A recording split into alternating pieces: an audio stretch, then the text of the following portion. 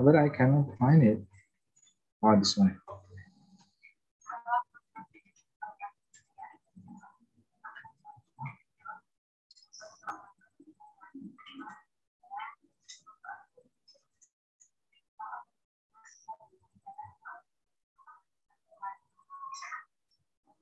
Okay. Okay, let's continue. I remember there are three variables of context situations. The first one is field. Field is about the topic of conversation, what is being talked about in the text. Tenor. Tenor is about the social relationship or who speaks to whom. So we can know that Mega is a student and me as a teacher, for example, because of the language used in the conversation. Okay, next would be the field, tenor, and mode. Where is mode? This one, mode. Mode, remember, if you have remote control, so you will see the words mode. In this case, there are two kinds of modes. Modes refers to the language how language is being used, whether it is spoken or written language. So if you are talking about modes, there are two channels of the mode system of the mode, spoken or written language.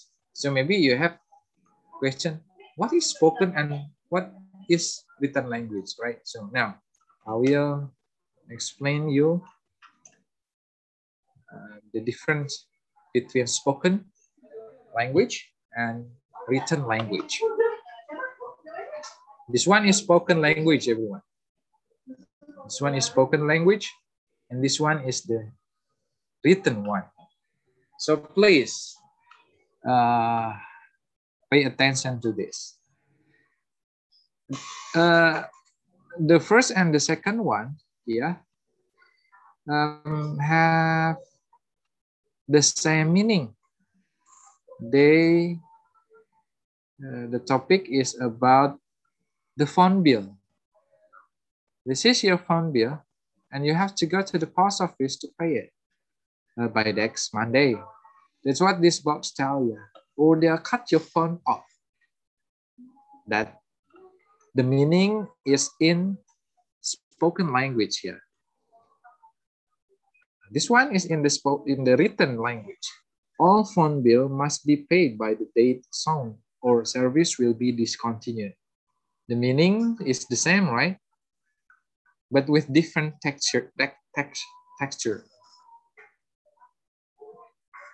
So what do you think is the difference between spoken and written language? Please, okay.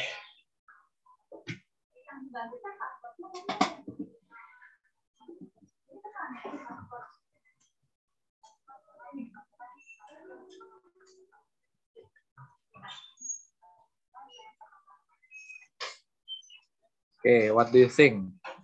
The difference between spoken and written. Mega, Adila, the other, Tinggar, Jafar, Olil.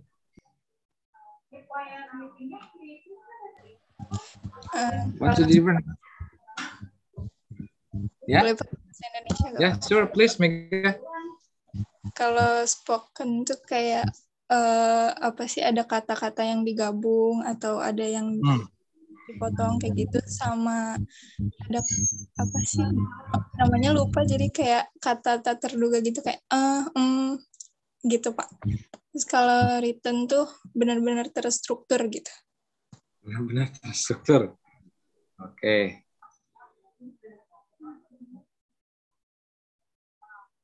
Oke.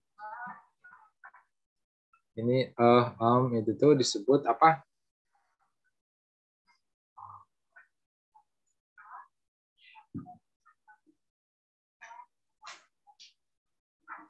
Ayo, itu kan di linguistik. Lupa Pak.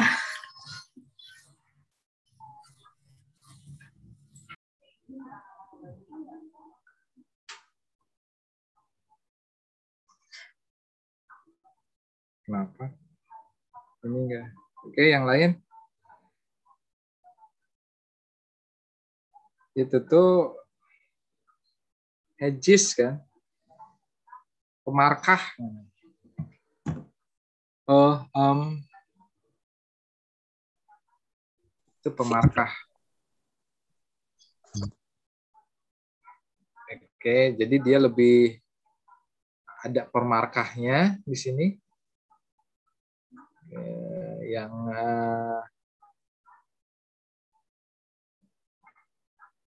bukan merupakan kosakata ya, tapi pemarkah. Sedangkan di written itu tidak. Ini lebih terstruktur, ini tidak terstruktur gitu ya. Ini grammarnya emang salah ini? Yang di spoken, do you think that the grammar is wrong? No, I think. No, right? It's correct. So again, can you spot the difference?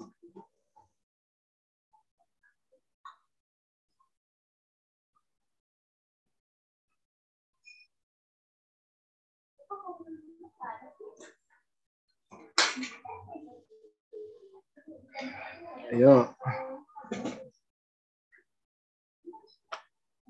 Yeah, of course, this one, the spoken language is more longer, right? It's more longer than the written one. The written one is shorter, right? Yes. What else? About the meaning. Can you feel the meaning? The meaning is the same, of course, yes.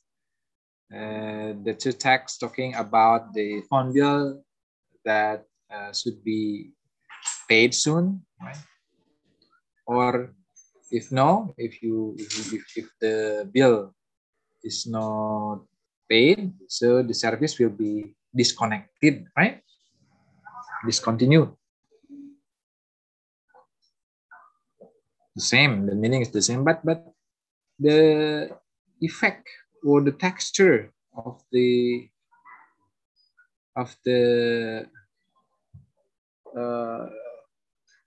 form is different.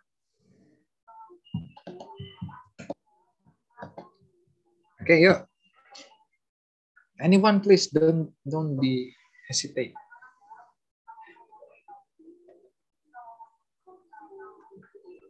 Come on. Apa tuh?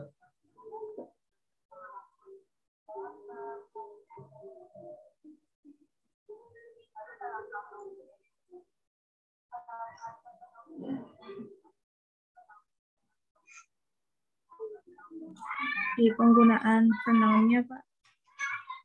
Penggunaan pronoun. Your gitu ya? Oh, jadi your gitu. Oh, your jadi your. They tetap aja sama. You jadi ya gitu ya? Ya. Oke. Ya.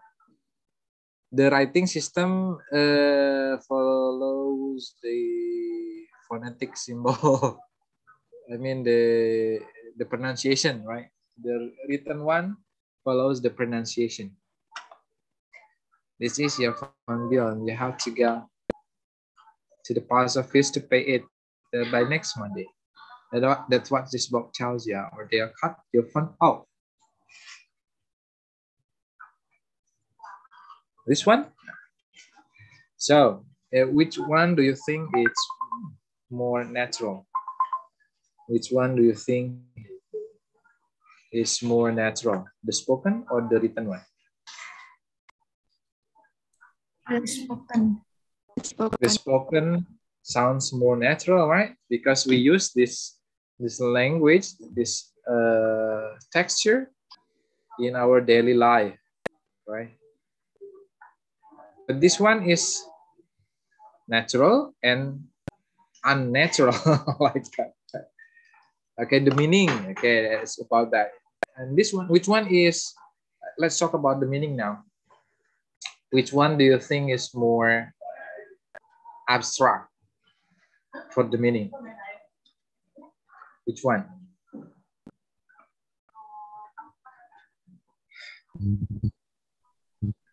The spoken or the spoken? The written one?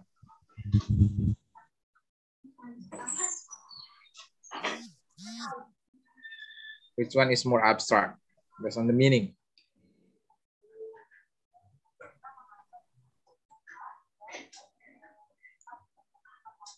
Spoken or written? Spoken. Spoken. Spoken is more abstract?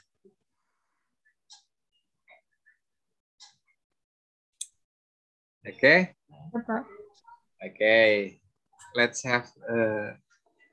analyze the two texts now. So this one here. Yeah, of course, it's very clear, right? The spoken one is longer than the written one.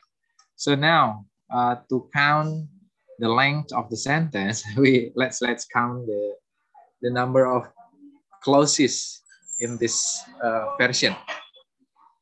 How many clauses are there in this spoken channel, spoken language? How many clauses? Okay, please count the clause. How many clauses?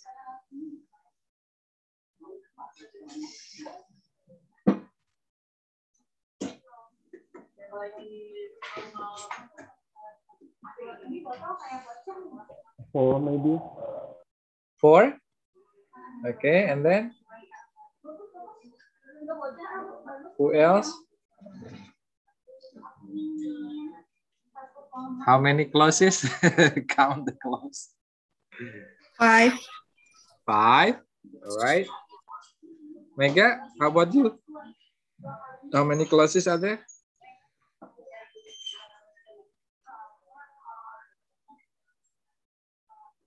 Remember that clause has a verb. 5 maybe. Count the verb now. So let's count. This is your phone bill. This is the first clause, right?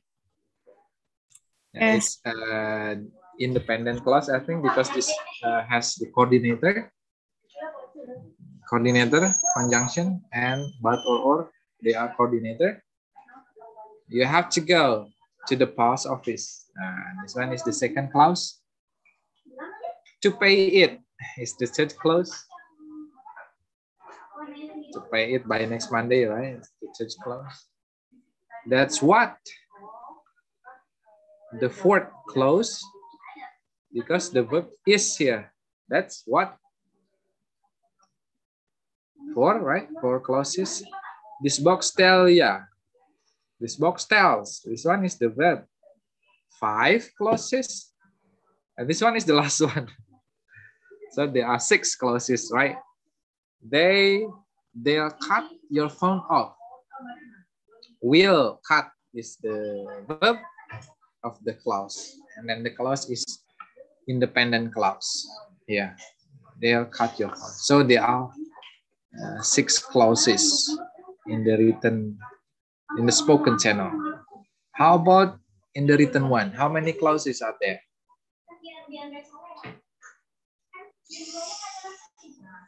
2 clause. 2. All right. Which one is the first? All phone bill must be paid by the date shown. That's the first clause. Yes. This one is the must be paid is the verb. Or service will be discontinued. Yes, this one is the second clause. The verb is this, will be discontinued. Okay, so that's correct. Remember, from 6 clauses to only 2 clauses. So it means that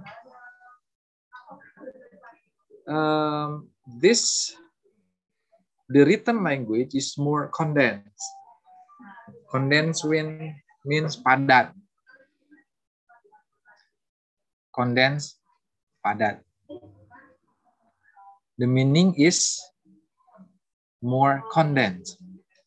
Maknanya lebih padat daripada than the spoken one.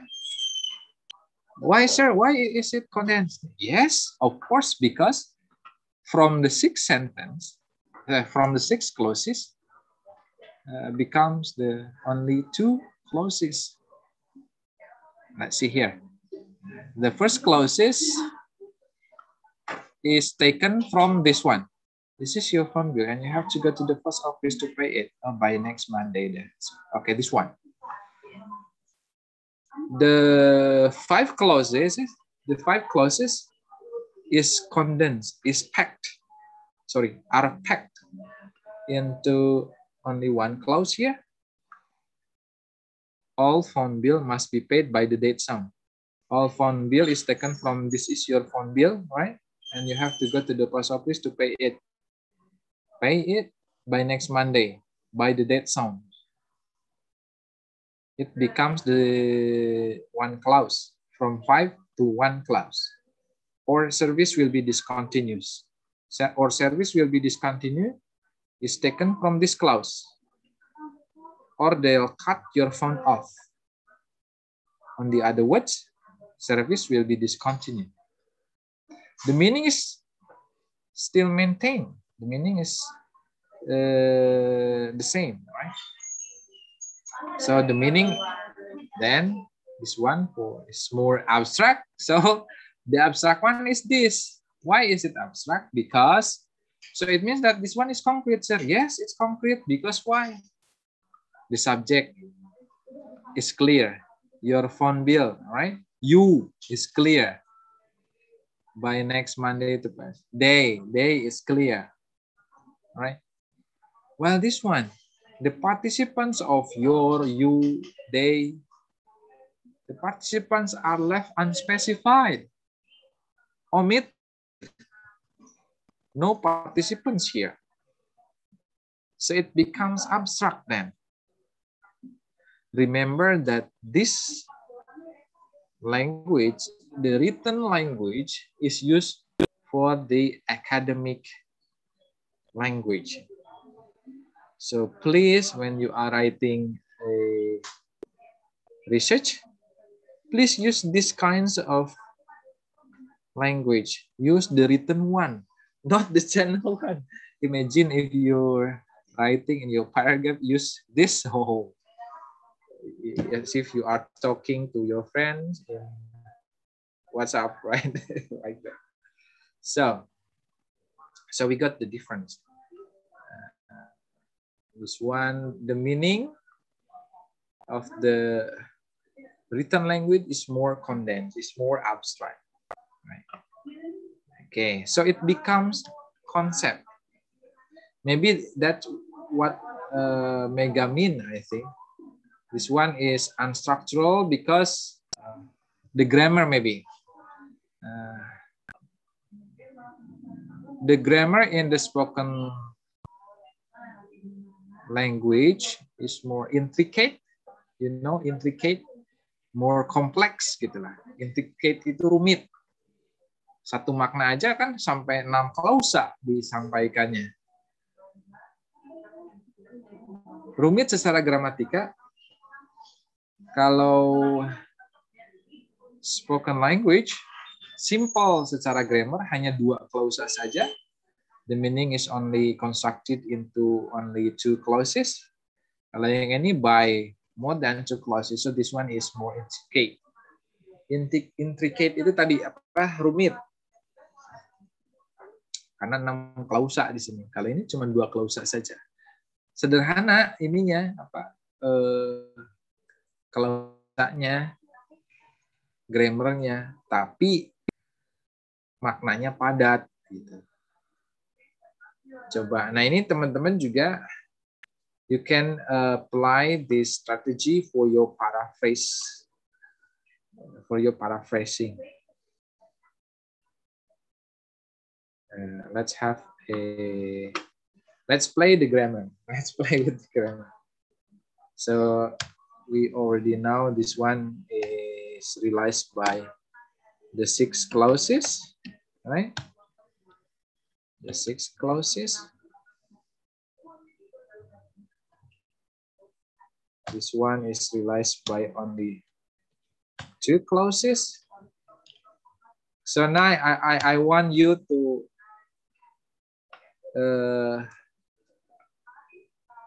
condense this two clauses into only one clause. Okay, please. Dipadatkan lagi nih. Please condense this sentence into only one clause. Ini dua clause kan ya. Ini the first clause. This one is the second clause. So now I ask you to condense again the sentence, the meaning in the sentence, from two clauses into only one clause. Play the grammar.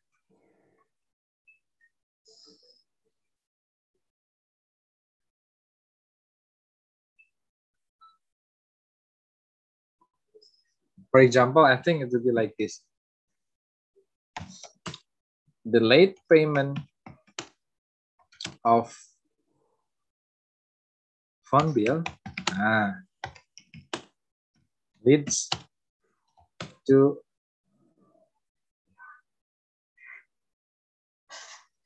its discontinued.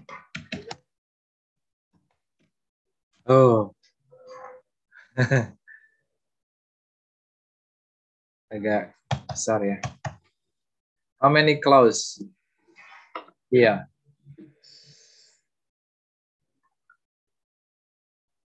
How many clause?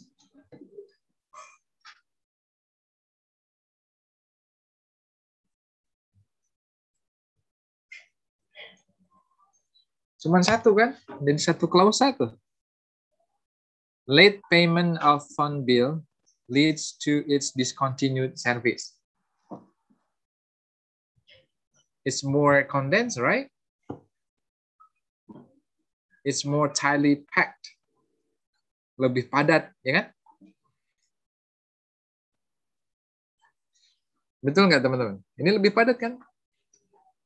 Coba artikan. Please translate it to Indonesian. Kalau yang dua clause ini. Tagihan telepon semua tagihan telepon harus dilunasi sesuai jatuh tempo. Itulah terjemahannya. Jika tidak, layanan akan diputus. Dua klausa kan? Betul ya? Ini dipadatkan lagi. Maknanya tetap sama. Keterlambatan pembayaran tagihan telepon dapat menyebabkan terputusnya layanan telepon tersebut. Lebih abstrak lagi kan maknanya? Ya enggak? Atau misalnya pakai yang ini. Ini lebih abstrak lagi. Tapi maknanya sama. Failure to pay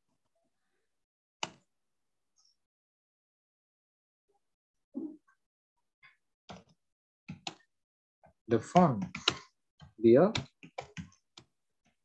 will result in its discontinued service. Lebih serem lagi kan? Betul nggak? Bisa merasakan nggak teman-teman? Failure to pay the phone bill will result in its discontinued service. Will result in its discontinued service. Kegagalan dalam melunasi tagihan telepon menyebabkan terputusnya layanan. The meaning is more abstract, right? Karena dipadatkan. Maknanya sama. Rasa beda. Baju sama-sama, tapi bahannya beda kan? Teksturnya beda. Fungsinya sama, sebetulnya maknanya sama, tapi Teksturnya yang beda. Nah, lanjut. Sekarang padatkan lagi. From a clause to a phrase. Ayo mainkan grammarnya. Oh, maaf, Pak. Dipadatkan lagi. Hah? Ini Ayo. masih di PDF. Kayaknya masih yang PDF deh, Pak. Aduh. Kenapa nggak bilang kalian nggak? Ada. Nih, saya lagi ngomong di sini. Ini nih. Coba ulang. Ini kan dari 6 klausa. Dari 6 klausa, the meaning is converted to only 2 clauses, right? Jadi all phone bill must be paid by the date song or service will be discontinued. Oke. Nah, sekarang diubah menjadi 1 klausa. Tadi ini buatan saya nih. Menjadi begini. Late payment of phone bill leads to its discontinued service. Ya kan? Maknanya tetap bertahan kan? Tapi dengan konstruksi yang berbeda, dengan bentuk yang berbeda. Ya enggak? Atau bisa dengan ini. Lebih ini lagi. Lebih abstrak lagi malah. Failure to pay the phone bill will result in its discontinued service. Coba silakan teman-teman cermati. Maknanya tetap sama, bertahan, tapi rasanya yang beda. Ya tidak?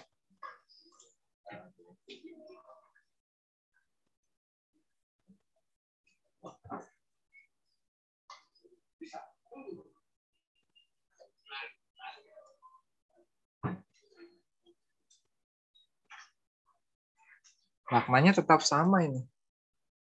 Yang ini yang dari mulai bahas spoken. Ini dipadatkan lagi menjadi hanya 2 klausa. Dipadatkan lagi hanya menjadi 1 klausa saja. Nah, saya ingin teman-teman memadatkannya lagi ke dalam phrase sekarang. Coba.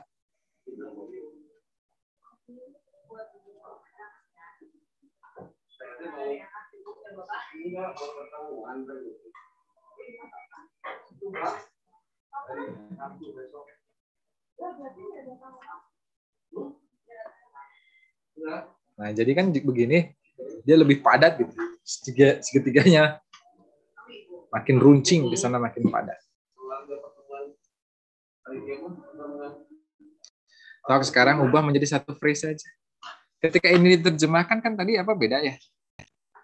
Keterlambatan pembayaran tagihan telepon dapat menyebabkan terputusnya layanan.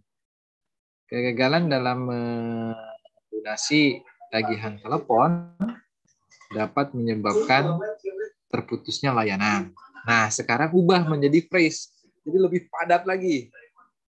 Kalau ini ibaratnya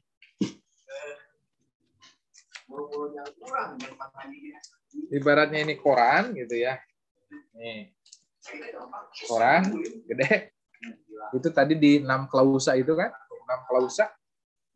Dilipat lagi hanya ke dalam 2 klausa sampai kecil begini nih. Dipadatkan lagi hanya ke dalam 1 klausa, misalnya segede gini. Dipadatkan lagi menjadi 1 phrase hanya segede ini. Beratnya sama, bobotnya sama.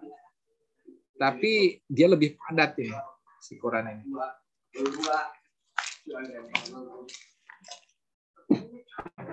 Nah, coba ini, yang ini diubah yang dari klausa ke frasa.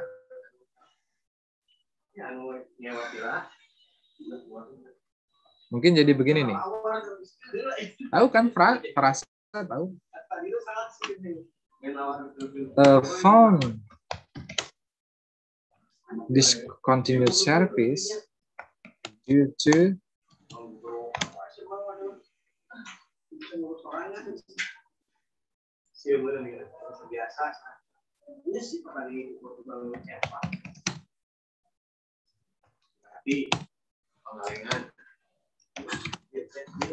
nah, gitu.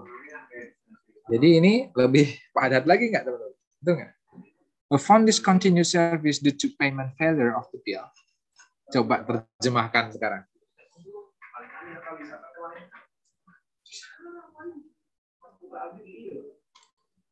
Terputusnya layanan telepon yang disebabkan oleh kegagalan pembayaran tagihannya. Tuh, hanya frase kan? Padat sekali itu maknanya. Ya nggak? Bisa merasakan nggak teman-teman? Ya, padat sekali di sini. Nah, ini yang disebut dengan spoken language. Yang ke bawahnya itu yang disebut dengan written language. Ini maknanya konkret, ini maknanya abstrak. Kenapa abstrak? Karena dia sudah menjadi konsep gitu. Oh, konsepnya seperti itu, teman-teman. Ya, yuk silakan. Ada yang mau bertanya? Any question, please? So our schedule is to 2:40, right? Oh, 20 minutes again. Okay, so I think we'll continue. So you already know the concept of spoken and written language. So it means that the spoken language doesn't mean that the language is spoken aloud. No. And then the written is the language which is written down. No. So what's the difference here? The difference is that how the meaning in the text is realized. Jadi bukan berarti bahasa lisan itu bahasa yang diucapkan, bukan. Dan juga misalnya bahasa tulis itu bahasa yang dituliskan, bukan seperti itu. Tapi dilihat bagaimana makna di dalam teks tersebut direalisasikan. Karena bisa saja bahasa spoken ini, bahasa lisan ini dituliskan di WA, tapi bukan berarti itu menjadi bahasa tulis. Dan bisa saja bahasa written ini, yang all phone bill ini, diucapkan misalnya pada saat pidato, bukan berarti itu bahasa tulis, bukan berarti itu bahasa yang lisan yang diucapkan, bukan. Tapi dilihat bagaimana bentuk, bagaimana makna dikonstruksikan di dalam teks tersebut. Jadi sekali lagi bahasa lisan bukan berarti bahasa yang diucapkan, dan bahasa tulis bukan berarti bahasa yang dituliskan. Yang jadi masalah adalah yang yang membedakannya adalah bagaimana makna itu direalisasikan. Yang spoken dia lebih padat makna, abstrak. Yang spoken lebih kompleks secara gramatika, sedangkan yang written itu lebih padat makna dan abstrak. Gitu. Sip ya. Kemudian, nah itu yang disebut dengan field. Jadi ingat teman-teman, ada dua tadi ya, kita ulang dari awal sedikit-sedikit. Ini kan tadi saya nanya konteks. Konteks itu apa? Konteks itu yaitu yang mengkonfirmasi makna. Oke, good. Ada dua jenis ya. There are two kinds of context. Context of situations and then context of culture. Nah, context of situations itu cakupannya lebih besar karena budaya. Sekarang konteks yang kedua adalah context of situation. Konteks situasi. Nah, di dalam konteks situasi itu ada 3 variabel register. Yang pertama field itu tadi apa? Topic of the text, or what is being talked about. Kalau tenor itu adalah siapa bicara pada siapa, nanti ada status sosialnya.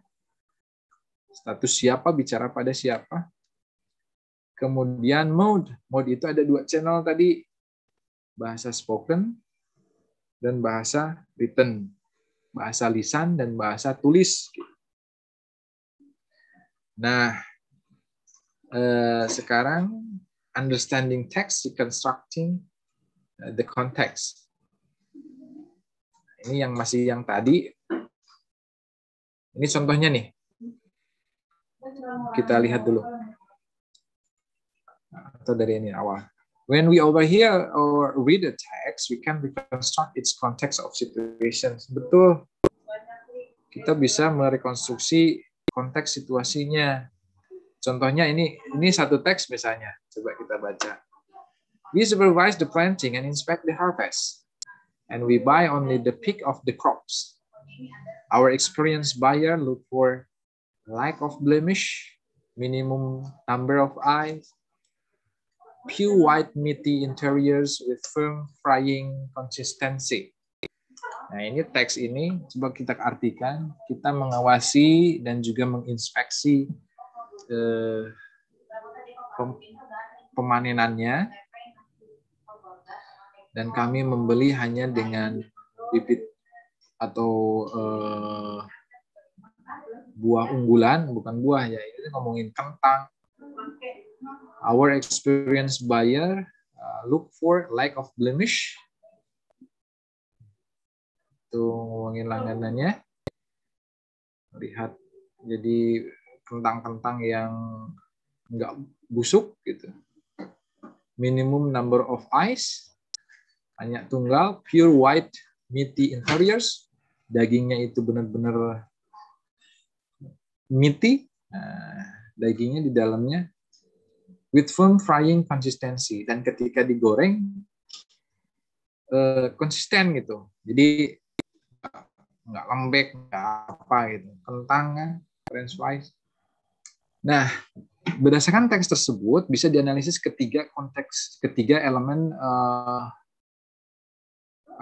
register di dalam konteks situasi. Yang pertama field. Oh, berarti ngomongin apa? What is the topic of the text about? Jadi itu ngomongin topiknya. Itu berarti menanyakan field. What or who atau what kind of person produce this text? Yang memproduksi teks ini orangnya statusnya apa? Siapa? Itu bisa kita tahu, berarti dia kan yang produsennya ya. Produsen di for whom, untuk siapa? Ya untuk konsumen gitu. Itu berarti tenor. Do you think the original was written or spoken?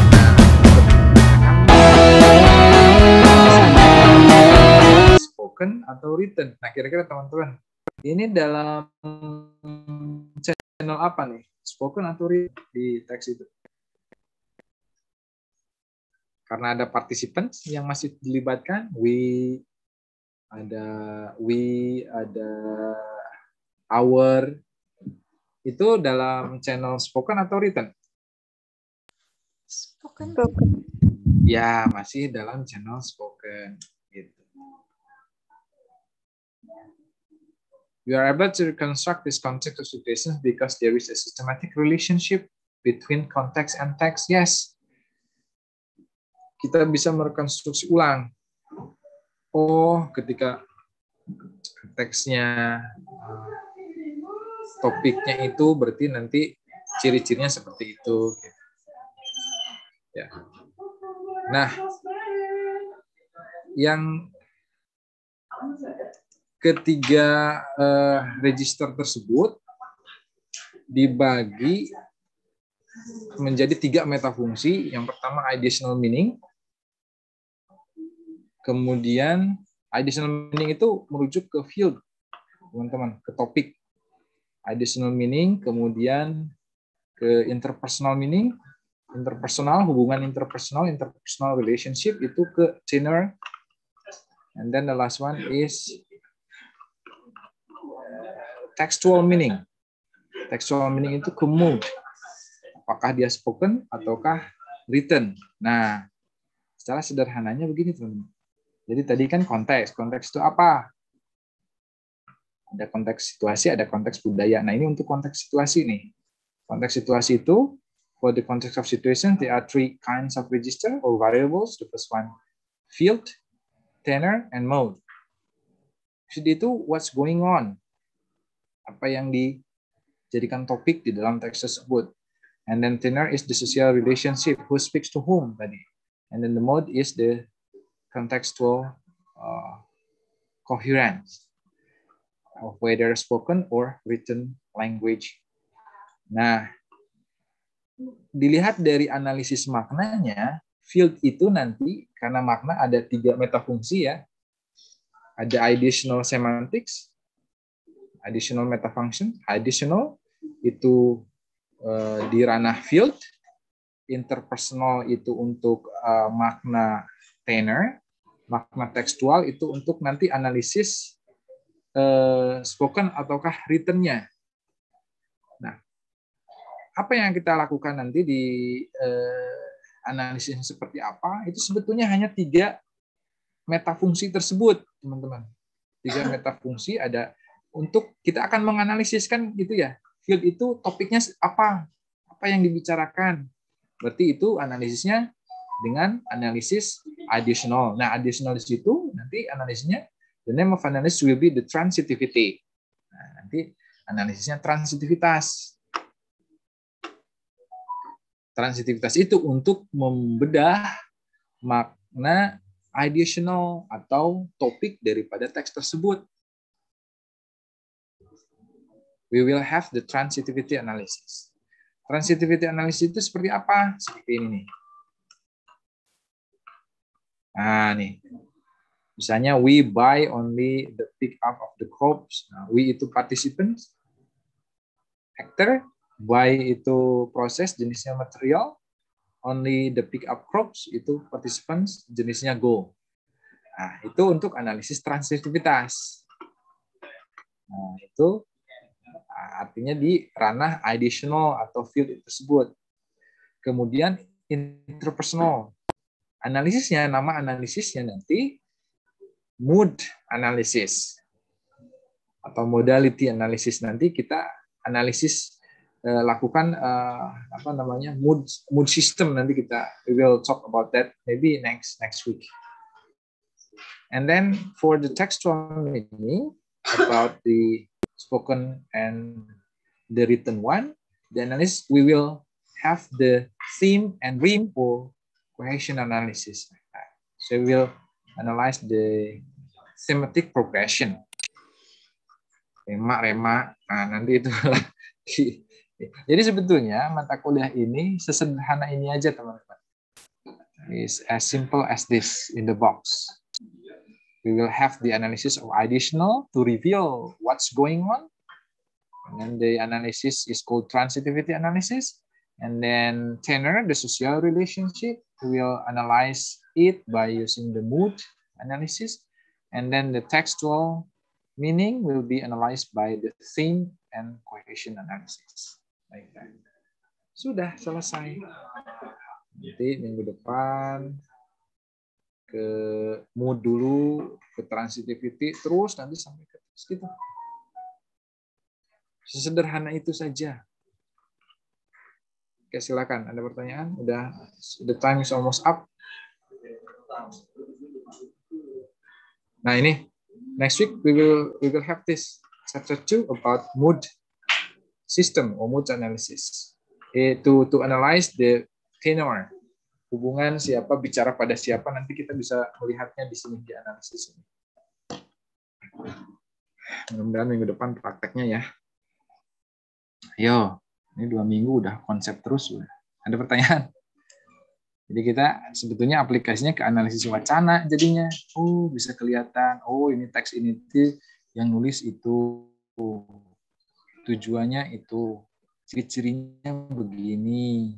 Nah, gitu. Jadi kita bisa menganalisis strukturnya, kita juga bisa gampang mengajarkannya. Karena ibaratnya seorang kalau mau mengajarkan satu konstruksi, katakanlah mau ngajarin orang buat bikin rumah, misal, ya harus tahu dulu strukturnya kan. Struktur rumah itu seperti apa aja di dalamnya. Cukup bikin rumah misalnya tanpa adanya beton misalnya, terus nggak pakai semen, nah itu bisa ambruk kan. Nah, jadi kita tahu strukturnya dulu, gitu. Baru kita bisa mengajarkan. Gitu teman-teman. Sip ya? Any question?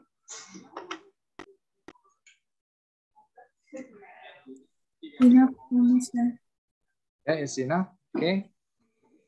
And then the time is almost over here. So don't forget everyone to always complete your attendance on the LMS. So you have 5 more minutes to do that. And then, yeah, I think thank you very much for your participation and attentions in today's meeting. See you next week. Assalamualaikum warahmatullahi wabarakatuh. Waalaikumsalam warahmatullahi wabarakatuh. Salam.